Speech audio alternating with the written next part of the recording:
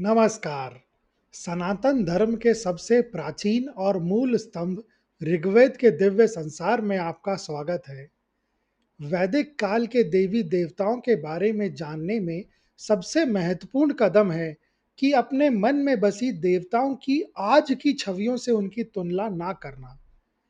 आज हम जिन देवी देवताओं की पूजा करते हैं, ऋग्वेद का देव मंडल उससे कहीं ज्यादा रहस्यमयी, प्राकृतिक और विराट है।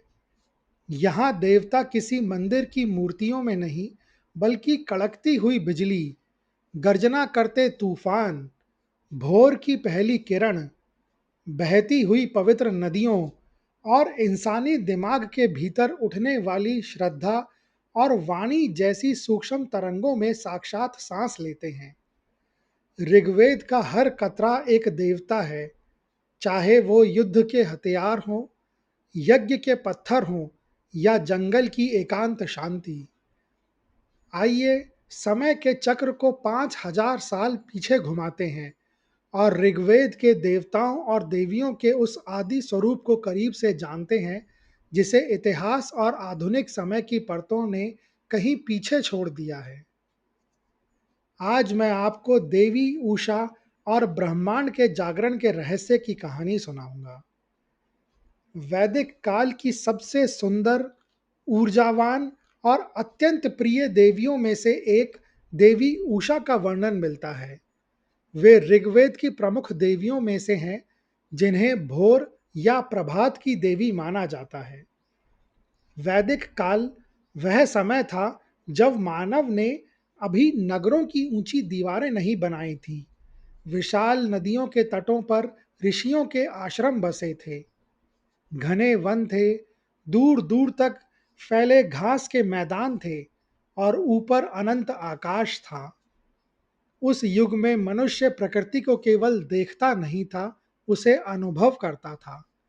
उसके लिए सूर्य आग का गोला नहीं था, वायु केवल बहती हवा नहीं थी और भोर केवल दिन का आरंभ नहीं थी। प्रत्येक प्राकृतिक शक्ति में उसे दिव्यता दिखाई देती थी। उसी दिव्य अनुभूति से जन्म हुआ वैदिक काल की एक अत्यंत अद्भुत देवी का, देवी उषा का जन्म। ऋग्वेद के ऋषियों ने देवी उषा को केवल प्रातःकाल की लालिमा नहीं माना, बल्कि उन्हें जागरण, आशा, नवजीवन और चेतना की देवी कहा।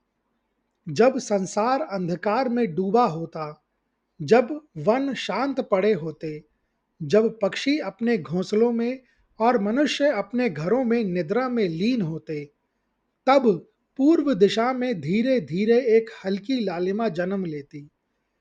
ऋषियों को लगता जैसे स्वर्ग का कोई दिव्य द्वार खुल रहा हो। उसी लालिमा से प्रकट होती थी देवी उषा। कहा गया है कि देवी उषा स्वर्ग की पुत्री हैं। उनका स्वरूप अत्यंत तेजस्वी और मोहक था। वे प्रतिदिन एक नवीन युवती की तरह प्रकट होती, जो कभी वृद्ध नहीं होती थी। उनके मुख पर स्वर्णिम आभा होती, उनके वस्त्र अरुण रंग के होते और वे दिव्य रथ पर आकाश में विचरण करती। उस रथ को लाल और सुनहरे अश्व खींचते थे।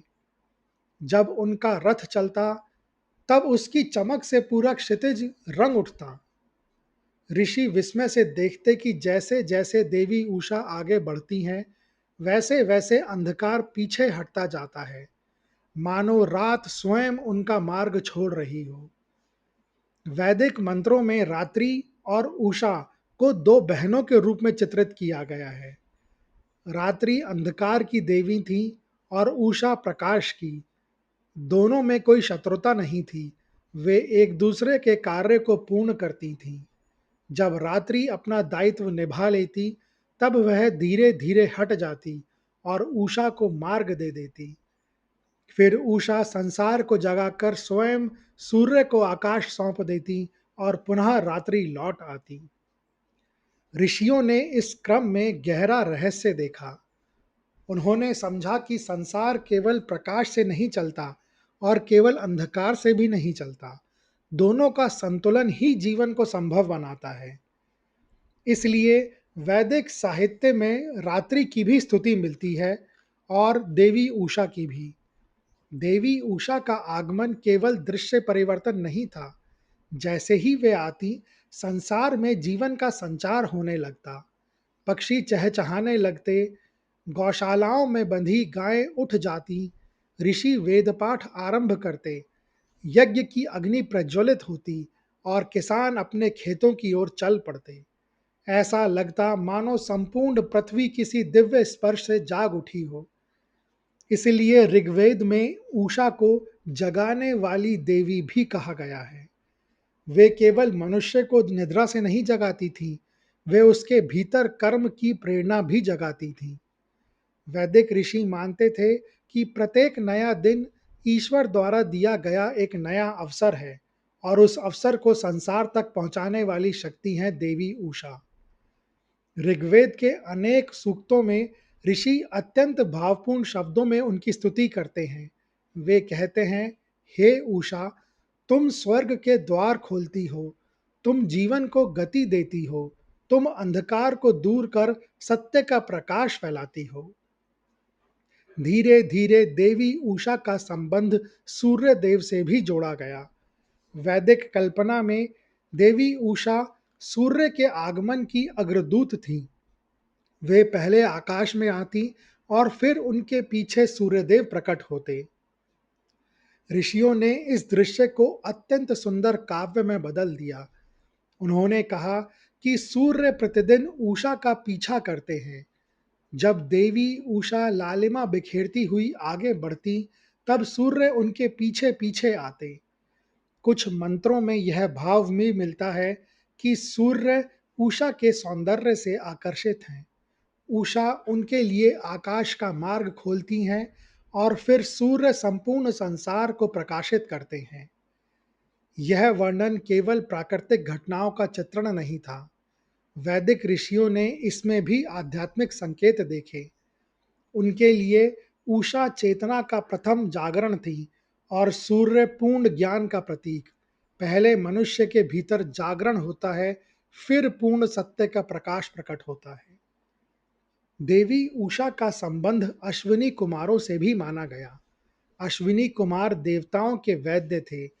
कहा जाता है कि जब देवी उषा आकाश में प्रकट होती हैं, उसी समय अश्विनी कुमार अपने दिव्य रथ पर आते हैं। वे रोगियों को स्वास्थ्य देते, यात्रियों की रक्षा करते और संसार में नई शक्ति भरते। कई वैदिक कथाओं में वर्णन मिलता है कि भोर के समय अश्विनी कुमारों ने संकट में पड़े मनुष्यों की सहायता की। इसीलिए उषा केवल प्रकाश नहीं लाती थी, वे अपने साथ उपचार, आशा और कल्याण भी लाती थी।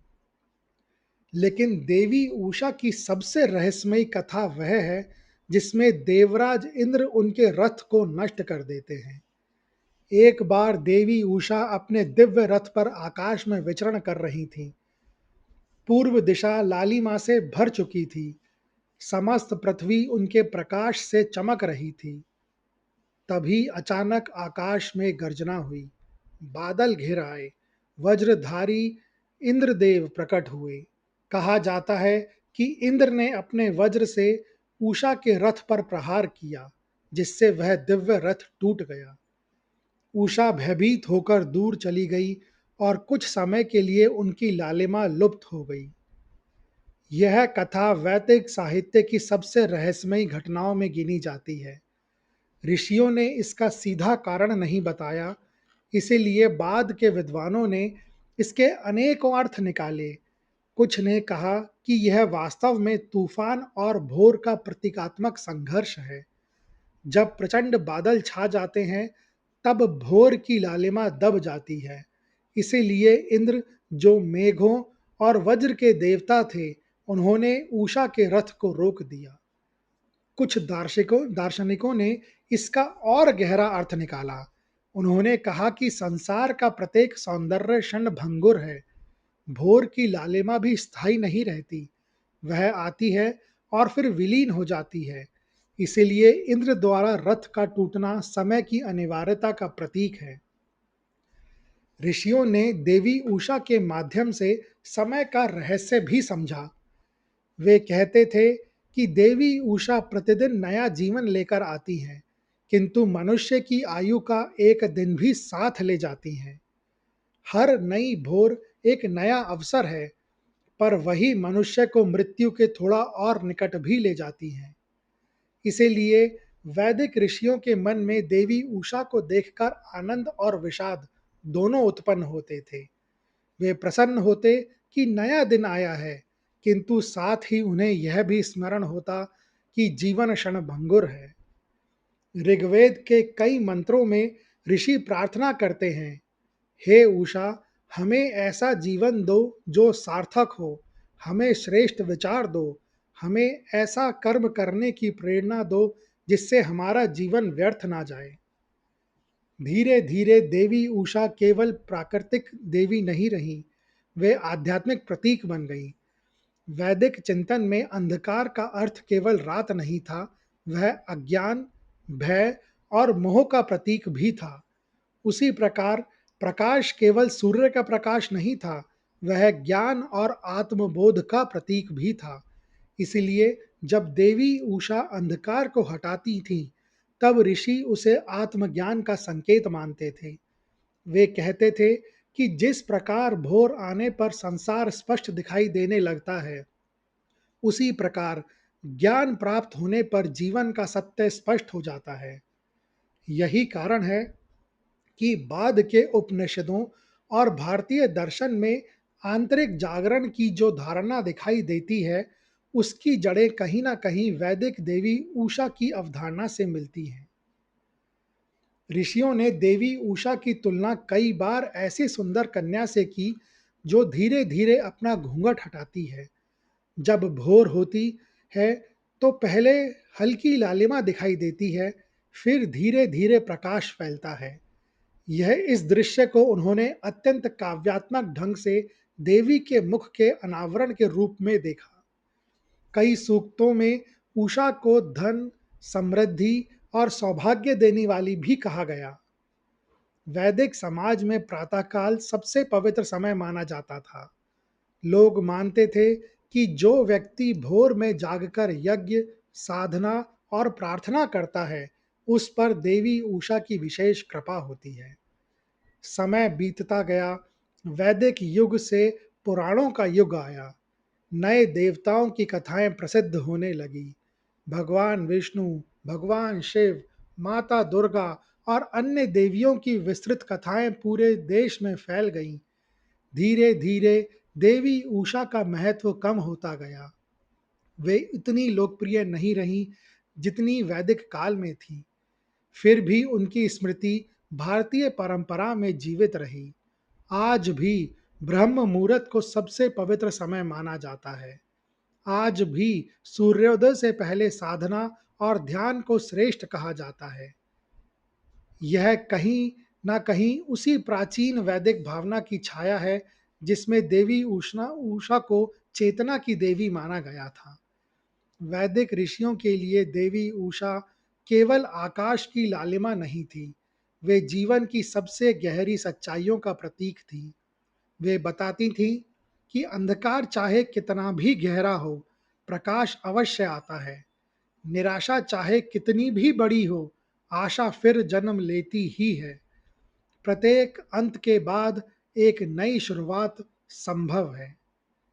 जब रात्रि समाप्त होती और पूर्व दिशा में पहली लाल किरण दिखाई देती, तब ऋषि अनुभव करते कि स्वयं देवी उषा पृथ्वी पर उतर आई हैं। वे अपने रथ पर बैठी हैं, उनके अश्व आकाश को चीरते हुए आगे बढ़ रहे हैं और उनके पीछे पीछे सूर्यदेव आने वाले हैं। वनों में पक्षियों का संगीत गूंज उठता, नदियों का जल चमकने लगता, यज्ञ की अग्नि पुनः प्रज्वलित होती और मनुष्य अपने कर्म के लिए उठ खड़ा होता। और उसी क्षण वैदिक ऋषियों के हृदय से एक प्रार्थना निकलती, हे दिव्य देवी उषा, जैसे तुम प्रतिदिन अंधकार को दूर करती हो, वैसे ही हमारे भीतर के अज्ञान को दूर करो। जैसे तुम संसार को जागृत करती हो, वैसे ही हमारी आत्मा को भी सत्य के प्रकाश में जागृत करो। यह कहानी सुनने के लिए धन्यवाद। अगर आपको यह कहानी अच्छी लगी हो तो कृपया इस वीडियो को ज़्यादा से ज़्यादा लोगों के साथ शेयर करें, लाइक करें व चैनल को सब्सक्राइब करें। कमेंट्स बॉक्स में लिखें, जय देवी उषा।